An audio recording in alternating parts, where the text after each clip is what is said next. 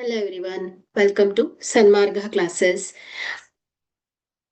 ಚತುರ್ಭುಜಗಳು ಅಧ್ಯಾಯದ 5ನೇ ಪ್ರಶ್ನೆಯನ್ನ ಗಮನಿಸಿ. ಸಮಾಂತರ ಚತುರ್ಭುಜದಲ್ಲಿ ಯಾವುದೇ ಎರಡು ಪಾರ್ಶ್ವ ಕೋನಗಳ ಮೊತ್ತವು ಆಯ್ಕೆ ಎ 90 ಡಿಗ್ರಿ, ಆಯ್ಕೆ ಬಿ 100 ಡಿಗ್ರಿ, ಆಯ್ಕೆ ಸಿ 150 ಡಿಗ್ರಿ, ಆಯ್ಕೆ ಡಿ 180 ಡಿಗ್ರಿ. ಸೊ ಇಲ್ಲಿ ಸಮಾಂತರ ಚತುರ್ಭುಜದ ನಿಯಮದ ಪ್ರಕಾರ ಸಮಾಂತರ ಚತುರ್ಭುಜದಲ್ಲಿ ಅಭಿಮುಖ ಬಾಹುಗಳು ಒಂದಕ್ಕೊಂದು ಸಮಾಂತರವಾಗಿರುತ್ತೆ.